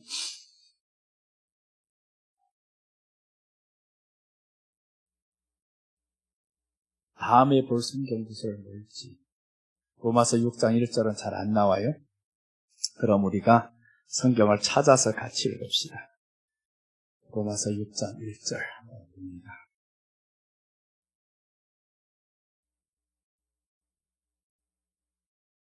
자, 6장 1절 이렇게 말합니다. 그런즉 우리가 무슨 말 하리요? 은혜를 더하려고 죄에 거하겠느뇨? 이제 이렇게 반문법을 쓰죠. 은혜를 받았어요. 그러니까 은혜를 더하게 하려고 죄에 거하겠느뇨? 라고 이렇게 말할 수 하죠. 그럴 수 없다라고 하죠. 그러니까 은혜를 받으면 죄가 있는 곳에 은혜가 많다라는 이 말 때문에 그러는 거예요. 죄가 있는 곳에 은혜가 넘친다라는 이 말을 잘못해서 그럼 우리가 은혜를 더하게 하려고 죄를 더 지어야 되냐? 이렇게 말한다면 아닙니다. 우리 안에 죄가 보이면 보일수록 이것은 은혜가 많으니까 죄가 많이 보이는 거예요. 은혜가 많으니까. 내 안에 우리 주를 향한 그 은혜, 말씀과 점점 가까이 가면 한번 보세요. 말씀은 거룩이란 말이에요. 빛입니다. 이 어두운 사람이 점점 빛 가운데로 가면 갈수록 우리 안에는 어두움이 더 많이 보입니다. 어둠이 많아서가 아니라 어두움 속에 다 갇혀 있으면 어둠이 하나도 안 보입니다. 너나 나나 다 비슷해. 그런데 갑자기 어느 정결한 사람 만났어요. 더 깨끗한 사람 만났습니다. 그럼 내 죄가 보이기 시작합니다. 그때부터. 그러니까 우리가 죄를 더하게 하려고 은혜를 더하게 하려고 죄를 더 짓겠느냐? 그럴 수 없느니라 라고 하죠. 그럴 수 없느니라. 그래서 이제 뒤에 2절 보시면 이렇게 말하죠. 그럴 수 없느니라. 죄에 대하여 죽은 우리가 어찌 그 가운데 더 살리요. 이제 죄에 대한 우리가 죽었다라는 겁니다. 이 말씀은 여기죠. 지금 고기가 부정한 곳에 접촉하였으면 불사르라 불사르라. 그러니까 예수님과 함께 죽었다라고 하는 것이 세례고 침례라는 겁니다. 그래서 이제 뒤에 3절과 4절에서 침례와 세례에 대해서 말씀하는 겁니다. 침례와 세례에 대해서 지금 3절에서 말씀하죠. 무릇 그리스도 예수와 합하여 침례를 받은 우리는 그의 죽으심과 합하여 침례를 받은 줄을 알지 못하느냐? 예수님과 함께 침례받았다라는 거예요. 침례받았다. 여러분 세례라고 읽어도 됩니다. 나는 침례교 목사니까 침례로 읽어요. 그러니까 침례교 목사니까 침례로 읽지. 괜히 또 이렇게 안 읽으면 침례교 목사님이 누가 듣다가 저 목사가 침례교 아니네 할까봐 그래요. 별것 가지고 시비를 거는 사람들 요즘에 다 있어요. 그래서 지금 우리는 웬만한 것 가지고는 그럴 시간이 없어요. 서로가 서로를 덮어주면서 끌어주면서 그렇게 가야 되잖아요. 그렇게 살아도 우리가 지금 모자란 시간입니다. 자, 그럼 보세요. 여기에서 그 다음에 그러므로 우리가 그의 죽으심과 합하여 세례를 받음으로 그와 함께 장사되었나니 이는 아버지의 영광으로 말미암아 그리스도를 죽은 자 가운데서 살리심과 같이 우리로 또한 새 생명 가운데서 행하게 하려 함이라. 이 말씀은 여기죠. 이제 고기를 정결하게 된 자, 깨끗한 자는 고기를 먹을 것이라. 그러니까 이제 뒤에는 우리로 또한 새 생명 가운데서 행하게 하려 함이라. 그리스도를 죽은 자 가운데서 살리심과 같이 불살라졌잖아요. 예수님이 우리를 위해서 불살라졌습니다. 이 부정한 자들을 위해서 불살라졌습니다. 그럼 우리가 이제는 그의 살으심과 합하여 그 생명 안에서 살아간다라는 겁니다. 그래 우리는 지금 예수님이 나를 위해서 죽었고 나를 깨끗하게 해주셨다라는 거예요. 그럼 이 깨끗하게 된 사람은 죽음이 있었다라는 거죠. 네가 지금 이렇게 깨끗하게 된 것은 나만 죽은 게 아니야. 너희 문둥병도 같이 죽었어라는 겁니다. 이 문둥병이 뭐겠어요? 죄란 말이에요. 우리 죄도 같이 죽었어. 그러니까 우리가 의인이 되는 겁니다.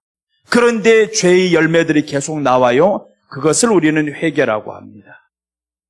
우리 안에 죄는 죽었다면서요. 아니 의인이 되었다면서요. 그럼 죄 짓지 말아야 되잖아요. 근데 죄를 계속 짓는단 말이에요. 그러니 하나님이 회개라는 것을 우리에게 보여주신 겁니다. 예수님께서 제자들이 발을 씻기실 때 보세요. 목욕한 사람은 발만 씻으면 된다라고 했죠. 목욕이 바로 우리가 예수님을 믿음으로 의롭게 된 겁니다. 의롭게 되었고, 그리고 이제 이런 사람은 발만 씻으면 되느니라.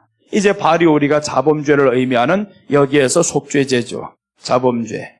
그러니까 이 자범죄는 왜 오냐 하면, 자범죄하고 속건죄는 왜 오냐 하면, 이 죄를 짓는 이유가 여기를 범하면 이 죄를 짓게 됩니다. 화목제를 범하니까, 화목제를 안 드리니까 이 죄를 짓게 되는 거예요.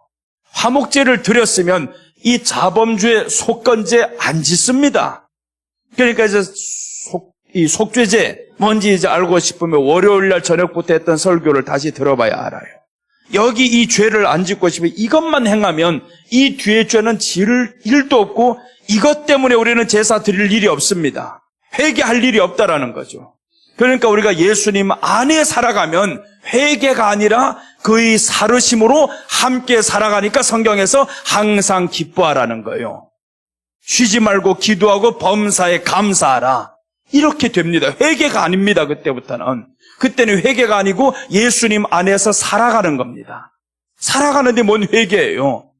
그래서 오늘 여기에서는 고기가 부정한 것에 접촉하면 불사르는데 깨끗한 자는 고기를 먹을지니라 라고 하는 말씀은 이제 결론적으로 말씀드리면 구원받은 자 죄를 멀리해야 합니다. 구원받은 자는 죄를 멀리해야 됩니다. 그래서 이제 여기에서 이 접촉이 되었어요. 고기가 불살라졌습니다. 그럼 이제 우리가 살아야 될 방법을 뒤에서 설명해 주잖아요. 이 깨끗한 자는 고기를 먹을 것이요 라고 했습니다. 깨끗한 자. 그러니까 우리는 이제 죄를 멀리하기 위해서 뭘 먹어야 되냐면 고기를 먹어야 됩니다. 세상 것을 먹어. 그래서 마태복음 4장 4절이 여기하고 딱 되면 이제 연결이 되죠. 마태복음 4장 4절에서 두 가지 먹는 것이 나오죠. 사람이 떡으로만 살 것이 아니요 하나님의 입으로 나오는 모든 말씀으로 살 것이니라. 떡으로만 살려고 하는 사람들은 불사름 받은 걸 모르는 사람이고요. 이 죄 속에 살아가는 사람, 탐심과 욕심과 이런 것에서만 살아가는 사람은 떡으로만 산다고 하죠. 돈 없이 어떻게 살아? 돈이 최고야. 명예가 최고야. 이렇게 살아가는 사람이죠. 그런데 우리 하나님은 말씀하시는 것이 아니요 라고 하죠. 하나님의 입으로부터 나오는 모든 말씀으로 살 것이니라. 그래서 이제 구약 안에서는 깨끗한 자는 고기를 먹어야 한다라고 하죠. 깨끗한 자는, 믿는 사람은 말씀을 먹어야 된다. 이 말씀은 말씀 우선하면서 살아야 된다라는 거죠. 오늘 여기에서 떡으로만 했으니까 떡으로만 살 것이요 하는 것이 아니라 말씀을 우선해서 살아야 한다. 그러면 우리 하나님이 마태복음 6장에서 나오는 31절과 32절 너에게 필요한 모든 것을 내가 더하신다. 이런 것들은 다 이방인들이 구하는 것이야. 너에게도 떡이 있어야 함을 내가 잘 알아. 우리 주님이 그 말씀하는 거죠. 그래서 이는 다 이방인들이 구하는 것이라. 너희 하늘 아버지께서 이 모든 것이 너에게 있어야 할 줄을 아시느니라. 이 모든 게 뭐겠습니까? 떡이죠. 그러니까 우리는 떡을 구하지 말고 구약에서 보니까 여기 레위기에서 깨끗한 자는 고기를 먹을지니라라고 하죠. 고기를. 이 고기가 그냥 떡으로만 생각하면 안 되죠. 그러니까 이 고기는 예수님이다. 깨끗한 자, 믿는 사람은 말씀을 우선하면서 말씀 먹고 살아야 되는구나. 그래서 예수님이 광야에 나왔을 때 매일마다 하늘에서 떡을 내려주시는 겁니다. 이 떡을 내려주는, 이게 떡도 양면성이 있다 그러죠. 두 가지 뜻이 있다 그러죠. 하나는 우리 육신을 배부르게 하는 떡이 맞습니다. 다른 하나는 신약에서 말씀하는데 내가 하늘에서 내려온 떡이다. 생명이 떡이다라고 하죠. 내가 생명이 떡이다. 그런데 이제 그것을 육신이 떡만으로 생각했었던 구약에 이 광야의 사람들은 다 죽었습니다. 매일 하늘에서 내려지는 그 떡을 먹고 배불렀어요. 육신이 떡이라고만 생각했습니다. 하늘에서 내려오는 그 예수님으로, 메시아로 저희들은 기다리지 않았습니다. 그러니까 이제 신약에 와서 저희들이 다 거기서 죽었다라는 겁니다. 다 죽었어. 그런데 너희는 지금 어떻게 해야 되냐? 내가 하늘에서 내려온 떡이다라고 예수님이 말씀하죠. 그러니까 우리가 이제 살아야 할 이 방향들을 우리 주님이 성경을 통해서, 구약을 통해서 이렇게 말씀하는 겁니다. 그러니까 이런 것들이 왜 이렇게 열려가냐 하면 사모하는 사람이 누군가가 이 자리에 더 있으면요, 나도 설교하는 게 더 쉬워집니다. 계속 하나님이 생각나게 만들어. 근데 생각나게 만드는 거, 없는 것을 뭐 환상해서 보여주는 건 절대 아닙니다. 내가 읽었던 말씀들이 연결이 되는 거예요. 성령님이 지혜를 그 순간에 이제 사모하는 사람들 때문에 연결이 되게 하죠. 그래서 내게는 지금 원고는 있지만 지금까지 성경 보는 것 중에 이런 건 없어요. 성경 구절들이 많이 연결될 때면 누군가가 이 자리에 지금 말씀 사모하는 사람이 있다라는 겁니다. 유튜브로 듣고 있는 사람은 사람 얼굴이 안 보이니까 이거 뭐 어떻게 할 수가 없어 이거. 그런데 이 현장에 누군가가 말씀을 사모하는 사람이 당겨야 이게 서로가 연결이 되는데, 예수님도 보세요. 엠마오로 가는 두 제자가 왜 그 집에 들어갔냐 하면 이 두 사람이 말씀 들을 때 너무 좋았습니다. 그 집에 안 들어갑니다. 원래는 들어갈 수 없어요. 그래서 내가 예루살렘으로 가야 한다. 머물고자 하지 아니하더라 라고 예수님이 말씀해요. 근데 저들이 하도 사모하니까 예수님이 들어갔습니다. 여러분, 그래서 여기에서 알 수가 있죠. 사모하는 사람은 들으면서 계속 깨닫는 사람, 좋아하는 사람이 있으면 예수님을 멈추게 만들고 예수님이 계속 설명하게 만들잖아요. 그런 것과 똑같죠. 이 자리에서 말씀 사모하는 사람이 있으면 그 목사의 입에서도 하나님의 말씀이 계속 나오게 만드는 것은 사람이 하는 겁니다. 사람이 하는. 그리고 우리는 이 영광을 어떻게 돌려야 되냐면 하나님이 하셨습니다. 그렇게 돌려야 되죠. 하나님이 하셨습니다. 괜히 내가 잘난 척하지, 아유 내가 성경 많이 읽어가지고 이렇게 됐지 하면 나도 망하는 것이고요. 그렇게 되잖아요. 나는 망하기 싫어요. 그러니까 그런 말 안 합니다. 그렇게 하다 큰일 나죠. 네가 잘난 척해? 잘난 게 없어요. 진짜 난 나를 알아요. 잘난 게 없습니다. 말을 못하는 사람입니다. 말떠듬이에요. 말 못해요.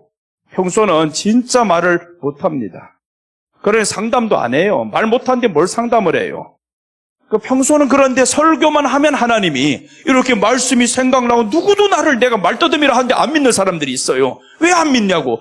언제 한번 말을 더듬냐고. 원장님은 알아요. 이제는 오래 같이 있어봐가지고 목사님하고 얘기해보니까 말이 잘 안 된단 말이에요. 그런데 설교할 때 보면 신기하단 말이에요.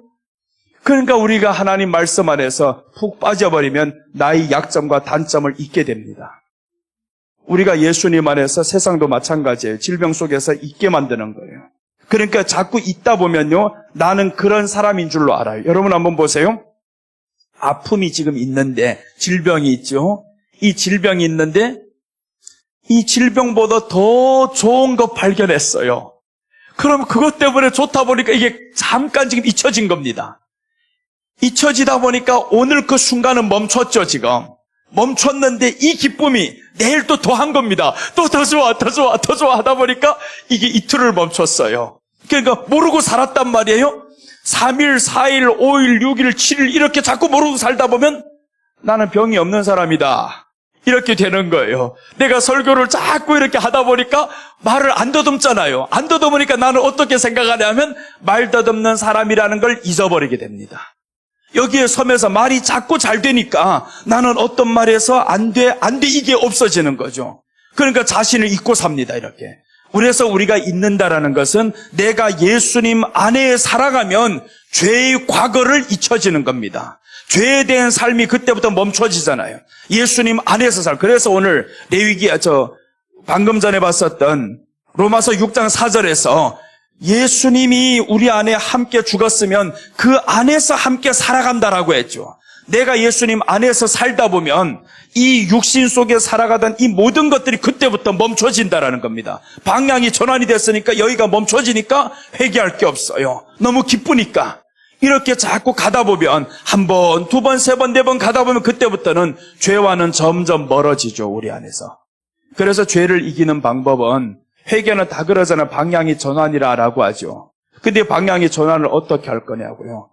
그냥 입으로 지난날에 지은 죄를 다 고백만 하면 그게 지금 회개냐고요. 아닙니다. 회개는 예수님의 생명이 내 안에 충만하게 되는 것이 회개입니다. 그 안에 예수님의 생명이 충만하면 지난날 과거 회개 안 해도 됩니다. 말로 할 필요 없습니다. 지금 새롭게 되었는데 왜 자꾸 옛날 과거 속에서 울고 있냐고요. 우리 주님은 너 지금 새롭게 되었다라고 하는데 이 새롭게 된 사람이 자꾸 어디를 하냐 하면 옛날 과거에 이런 죄를 지었어요. 이런 죄를 지었어요. 자꾸 이 말하는 겁니다. 지금 새롭게 되었다라는데. 그러니까 우리가 지금 새롭게 된 사람이냐 예수님 안에 들어왔으면 그 과거는 상관없어요. 그래서 이제 예수님이 보라 새 것이 되었도다라고 선포를 하잖아요. 보라 새 것이 되었도다. 우리는 새 것이 되었다라는 그리스도 안에서 새 것이 되었다. 그러니까 죽은 옛 행실에서 이제는 벗어나려면 거기와 싸우는 게 아니죠. 예수님 안에서 이제 깨끗한 자는 고기를 먹으라. 그래서 우리는 깨끗한 자가 예수님의 말씀을 자꾸 먹다 보면 처음부터 말씀드렸죠. 우리가 이 행동을 더 많이 하다, 이 시간을 더 많이 들이다 보면 이제 이게 여기에서 비례가 된다고요. 이쪽이 비례가 더 높아지면 저쪽을 이기게 되어 있어요. 그래서 이제 성경에 우리가 이런 말씀들 생각 안 나요? 그게 딱 이런 말하면 한 사람이 집안에 들어갔을 때 강한 자가 약한 자를 늑탈해야 된다. 그럼 약한 자는 당하게 되어 있습니다. 우리 안에 하나님의 말씀이 약하고 적게 있으면 이 죄가 이것을 강타해버리죠. 그런데 하나님의 말씀이 우리 안에 충만하면 이 말씀으로 이 죄를 강타해버립니다. 그러니까 이길 수 있는 거죠. 그러니까 우리는 죄와 싸울 필요가 없어요. 왜 내가 죄와 싸웁니까? 예수님이 다 싸워놨는데. 그러니까 우리는 다 싸움을 이기신 예수님 안에서 살면 되는 거라는 거예요. 예수님 안에서. 그렇게 살면 교회 안에 싸움이 있을까 없을까요? 없습니다. 뭔 다툼이 있겠어요? 다툼이 없어요.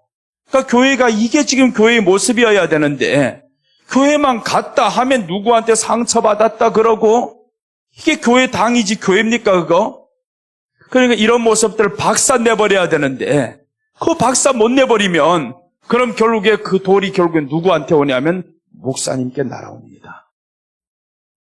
언제부터 인간은 사람들끼리 서로 치다가 다 치고 나면 이제 사람들끼리 아주 이거요. 와, 놀라운 일이 일어납니다. 그 사람들끼리 처음에 치고받고 하다가 언제부터 너무 좋아져요. 그 좋아져가지고 누구 때문에 좋아지냐면 목사님 흉하다 보면 좋아집니다. 둘이 편이 되어버려요. 그래서 성경이 예수님을 죽이는 날에 빌라도와 헤롯이 원수였으나 당일에 친구가 되었다라고 나오죠. 이 둘은 원수였는데 당일에 지금 친구가 되는 겁니다. 예수님을 죽일 때.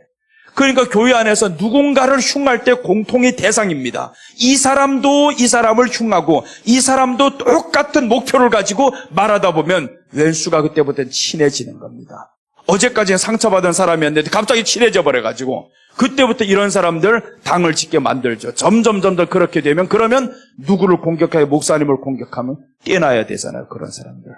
빨리 보고 떼놔야지. 3시 넘어가기 전에 떼야지. 3시 되면 복잡합니다. 그러니까 둘은 떼기 쉬워요. 그래서 사람이 많으면 다 이게 감찰이 안 돼요. 누구 이게 당을 짓는가 눈을 부릅뜨고 봐야 되는데 보지도 않아요. 그러니까 우리가 말씀 안에서 그 말씀의 그 방망이로 때려버리면 되는 겁니다. 말씀의 방망이로 때려야 그래야 이제 새롭게 되죠. 예레미야서에서 그렇게 말씀합니다. 하나님의 말씀이 불이 아니더냐. 내가 말씀 방망이가 아니더냐. 말씀 방망이로 쳐야 이게 지금 깨지는데 말씀 방망이 예수님으로 쳐야 깨지잖아요. 그래서 이제 모세가 저 산에서 내려올 때 사람들이 금송아지를 다 만들었잖아요. 이 돌판을 던지는 겁니다. 던졌잖아요. 던지면서 이 금송아지를 가루 만들어라. 다 가루 만들어 돌판이 있어야 됩니다. 그게 이제 예레미야에는 말씀의 방망이로 표현을 하고요. 이 말씀의 방망이가 예수님, 그 돌판은 예수님입니다. 몸이 깨질 예수님. 그 돌판이 깨짐으로 인해서 금송아지가 완전히 부스러지는 것처럼 예수님이 이 땅에 오셔서 그 몸이 십자가에서 깨지는 겁니다. 그러면서 이제 이 몸이 깨지면서 죽으면서 사람들 속에 있는 금송아지 욕심이 죽는 거예요. 갈라디아서 6장 24절 보면 이렇게 나와 있어요. 6장 24절인가 5장 24절 5장 24절이겠네요. 갈라디아서 6장 봅시다. 6장 24절.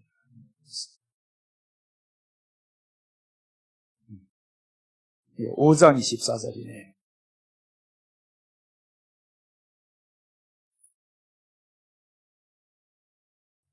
5장 24절 보시면 그리스도 예수의 사람들은 육체와 함께 그 정욕과 탐심을 십자가에 못 박았느니라. 그 정욕과 탐심이 금송아지입니다. 이 금송아지가 십자가에 못 박게 되는 겁니다.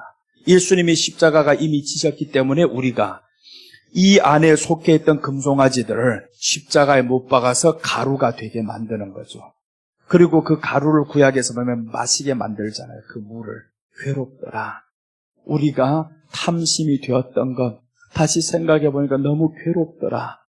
다시는 그 죄로 가지 말자. 이렇게 결단하게 만드는 겁니다. 그러니까 십자가 안으로 우리가 다시 들어가야 이 탐심이라는 죄가 얼마나 더럽고 괴롭고 이런 것을 이제 보여주는 거죠. 그래서 신약과 구약을 이렇게 하나하나 같이 연결하면서 보니까 재미있잖아요. 이렇게 보면 정말 재미있어요. 나도 이 시간이 너무 즐겁고, 그래서 이제 우리는 말씀 듣는 시간이 즐거워야 돼요. 어디를 가니까 그러다 목사님 설교 1시간 반 계속하면 힘든데 좀 찬양도 하시면서 하세요. 나는 찬양하는 게 더 힘들어요. 그래서 이 쉬운 걸 선택합니다. 찬양하는 게 더 힘들어. 이거 얼마나 힘 빠지는지 몰라. 저 얼마나 소리를 높여야 되고. 그래서 찬양하면 기가 죽어서 나는 살살합니다. 어차피 내 전무 아니야.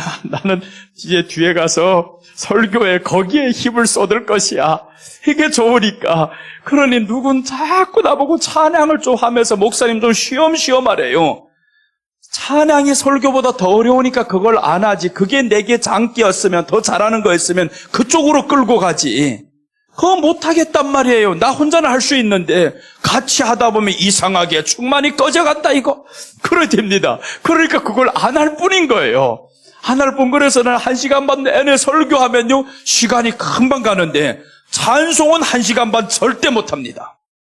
절대 1시간 반 나는 못합니다. 그건 인정해요. 30분도 못합니다. 찬양은 한 곡하고 나는 바로 들어갑니다. 설교. 그래서 오후 시간에는 보세요. 찬양 안 하고 하잖아요. 그럼 또 누구 예배 드리는데 찬양도 없이. 그런 소리 하지 마시오. 나는 내 식대로 합니다. 그렇게 가는 거예요. 뭐 어느 정해진 격식이 없어요. 하나님의 은혜를 받으면 되지. 말씀을 통해 은혜를 받으면 되잖아요. 그래서 우리가 여기에서 하나를 깨야 될 것이 있어요. 딱 규정 속에 몰아넣지 말아야 됩니다. 은혜는 그 규정 속에서 오는 게 아니고 때로는 그렇게 올 수도 있지만 그런데 적응하는 데서 은혜가 와요. 내가 나를 내려놓고 따라가는 데서 은혜가 옵니다. 그러니까 우리는 나를 내려놓는 것이 참 은혜구나라는 것을 이제 생각하게 되죠.